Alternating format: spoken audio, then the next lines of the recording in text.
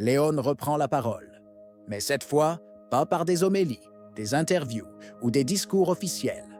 Ce sont ses nominations qui parlent. Des choix silencieux, mais chargés de sens. Certains noms sont rassurants, d'autres controversés. Mais ils ont tous une signification. Voulez-vous vraiment comprendre où va l'Église? Alors, restez avec moi jusqu'à la fin. Comme l'a rapporté le bulletin de la salle de presse du 24 juin, le pape Léon XIII a nommé 19 nouveaux membres du dicaster pour les instituts de vie consacrés et les sociétés de vie apostolique. Ces nominations, qui incluent 5 cardinaux, tracent une orientation claire. Certains noms soulèvent des questions sur l'avenir de la liturgie traditionnelle et d'une vie religieuse plus ancrée dans la contemplation. D'autres sont porteurs d'expériences missionnaires ou de signes d'équilibre. En ces temps de transformation silencieuse, ces nominations sont plus éloquentes que les manifestes. Le nom du cardinal Arthur Roche, déjà connu pour son rôle de préfet du culte divin, est peut-être le plus éloquent parmi ceux insérés dans le nouvel organigramme du dicaster. Sa figure est inextricablement liée à la période de restriction liturgique qui a suivi la promulgation de Traditionis Custodes. C'est lui qui a concrétisé ce changement, l'interprétant avec rigueur et détermination, allant souvent au-delà de la lettre du texte. Sa présence dans un dicaster qui a désormais pour tâche de superviser des ordres religieux dont beaucoup sont liés à la célébration de la messe en latin, a été accueillie avec une grande inquiétude dans divers milieux ecclésiaux. Il ne s'agit pas d'une simple nomination technique, mais d'un signal clair. Nous nous dirigeons vers un contrôle toujours plus strict des communautés qui gardent la tradition. Pour de nombreux fidèles, religieux et prêtres, l'espoir d'un dialogue serein et constructif entre les différentes âmes liturgiques de l'Église s'éteint ainsi. La nomination de Roche apparaît comme une confirmation supplémentaire que la direction dominante ne prévoit pas d'espace de réconciliation avec le passé, mais plutôt une discipline progressive des expressions les plus anciennes de la foi. Parmi les noms indiqués se distingue celui du cardinal Cristobal López Romero, archevêque de Rabat.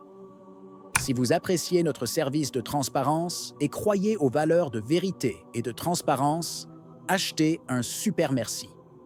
Chaque contenu requiert engagement, étude et dévouement, et notre travail est entièrement autofinancé. Votre soutien nous aide à poursuivre cette mission. Merci beaucoup. Religieux salésien, déjà connu pour son engagement dans les contextes musulmans et pour une pastorale orientée vers le dialogue et l'inclusion, López Romero a exprimé publiquement son soutien à Fiducia Supplicans, défendant la possibilité de bénédiction pour les situations irrégulières. Dans une déclaration récente, il a déclaré que même ceux qui s'opposent au document seraient moralement obligés de le soutenir, déclenchant un débat non négligeable. Sa nomination à un dicaster qui exerce une surveillance délicate sur les communautés religieuses pourrait permettre une orientation pastorale plus affirmée, moins ouverte aux nuances théologiques et culturelles. Si d'un côté son profil apparaît cohérent avec le contexte ecclésial actuel, de l'autre, il risque d'accentuer cette fracture silencieuse qui traverse de nombreux instituts et communautés dans le monde, surtout là où l'on invoque un équilibre entre vérité et miséricorde. Dans un groupe marqué par des figures fortes et parfois clivantes, la nomination du cardinal Giorgio Marengo apporte un souffle différent. Missionnaire de la Consolata, préfet apostolique en Mongolie, il est aujourd'hui le plus jeune membre du Collège des cardinaux. Son expérience est faite de terres lointaines, de petites communautés, de dialogues simples mais profonds. C'est un homme qui, plus que de déclarer, témoigne. Et c'est peut-être précisément pour cela qu'il frappe. Sa présence au sein du dicaster pour la vie consacrée ne suscite pas de controverse, mais inspire plutôt le respect. Il n'a pas pris position publiquement sur des sujets controversés, et sa vie est plutôt axée sur l'essentiel, la prière et la fidélité quotidienne.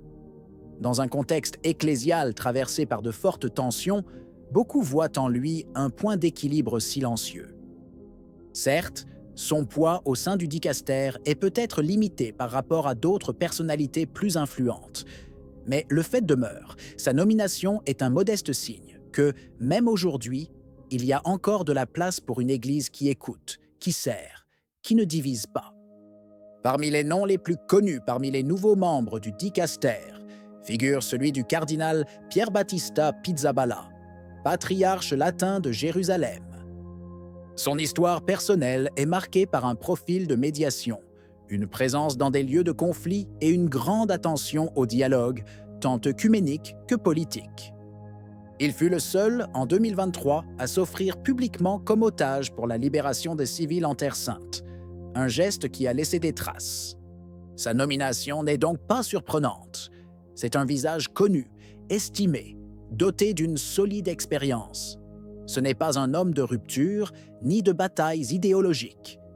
Au contraire, il a souvent choisi la voie du silence, de la patience et de la diplomatie.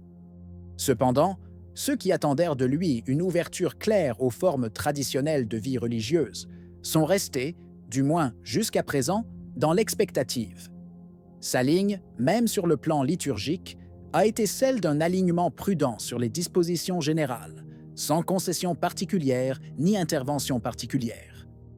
C'est peut-être précisément là son style: éviter les fractures, chercher des espaces de coexistence, rester dans le domaine du possible. Pour certains, c'est un signe d'équilibre, pour d'autres, une occasion manquée. Mais une chose est sûre, sa présence au sein du dicaster, à un moment aussi délicat, n'est pas sans importance. Parmi les nominations les plus discutées figure celle du cardinal Jaime Spengler, archevêque de Porto Alegre et figure marquante du panorama ecclésial latino-américain. Président de la Conférence épiscopale du Brésil et du Conseil épiscopal latino-américain, CELAM, il est connu pour une approche pastorale ouverte à l'inculturation et aux nouvelles formes liturgiques. Spengler a exprimé des positions favorables sur Fiducia Supplicans, affirmant que l'Église ne peut pas refuser des bénédictions aux besoins humains authentiques. Un langage qui, bien que motivé par des intentions pastorales, a suscité chez les fidèles de nombreux doutes liés à une vision plus claire et plus définie de l'ordre moral. Mais ce n'est pas tout.